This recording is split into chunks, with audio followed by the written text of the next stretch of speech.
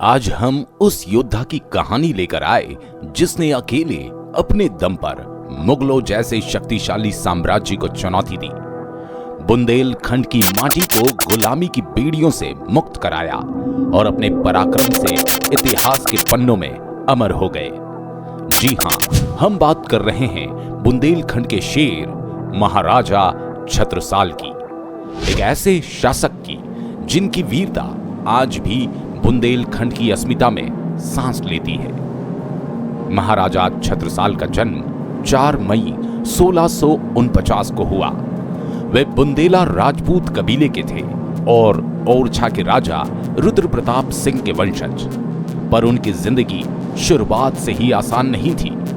मात्र 12 साल के थे जब उनके पिता चंपत राय की हत्या औरंगजेब के आदेश पर करवा दी गई। कहते हैं जब पिता का सिर धड़ से अलग किया गया, उस समय छत्रसाल युद्ध कला की शिक्षा अपने मामा के पास ले रहे थे।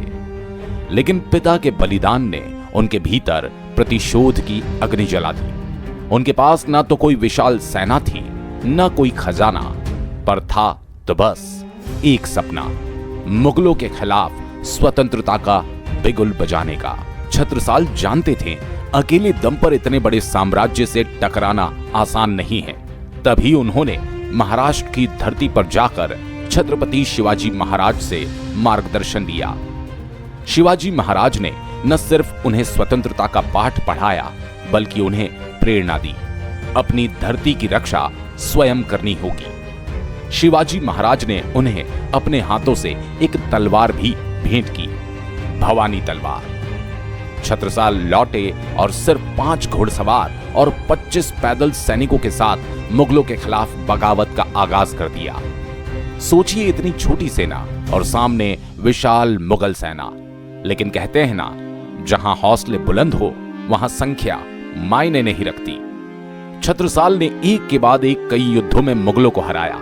उनकी पहली ही जीत ने आसपास के जागीरदारों और किसानों का दिल जीत लिया। धीरे धीरे उनकी सेना बढ़ती गई और बुंदेलखंड के हर कोने में जय छत्रसाल गूंजने लगा। पूर्व में चित्रकूट से लेकर पश्चिम में ग्वालियर तक उनका साम्राज्य फैल चुका था। उनकी नीतियां केवल तलवार के बल पर नहीं थी, बल्कि जनता के कल्याण पर भी आधारित थी।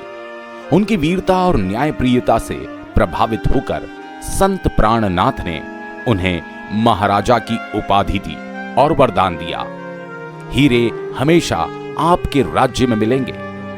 यही वो समय था जब पन्ना की प्रसिद्ध हीरे की खानें खोजी गई। साल 1700 के बाद औरंगजेब कई बार छत्रसाल को वश में करने की कोशिश करता रहा, लेकिन हर बार असफल रहा।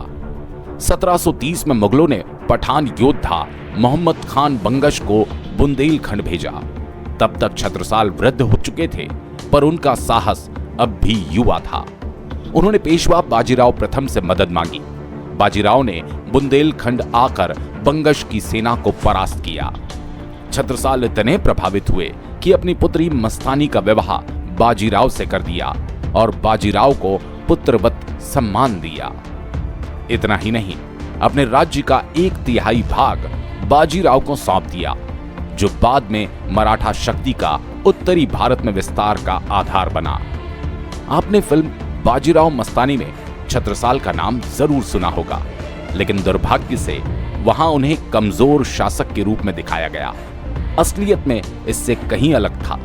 वे न सिर्फ महान योद्धा थे, बल्कि कुशल प्रशासक और एक प्रजावत्सल राजा भी थे, जिन्होंने बुंदेलखंड की स्वतंत्रता की नींव रखी। कविवर भूषण ने महाराजा छत्रसाल के पराक्रम का वर्णन इन पंक्तियों में किया। छत्ता तोरे राज में धक धक धरती होए, जित जित घोड़ा मुख करे तित तित फतेह होए। 82 वर्षों के जीवन में 52 युद्धों को जीतने वाले छत्रसाल आज भी बुंदेलखंड के गौरव और स्वाभिमान के प्रतीक हैं। तो दोस्तों, महाराजा छत्रसाल की ये वीर गाथा सिर्फ इतिहास की एक कहानी नहीं, बल्कि प्रेरणा है कि जब मन में स्वतंत्रता की आग जलती है, तब दुनिया की सबसे बड़ी ताकतें भी झुक जाती है। अगर आपको उनका संघर्ष प्रेरणादायक लगा हो तो वीडियो को लाइक और शेयर जरूर करें और हमें कमेंट में बताएं कि आपको उनकी कौन सी बात सबसे ज्यादा प्रभावित करती है। जय बुंदेलखंड, जय भारत।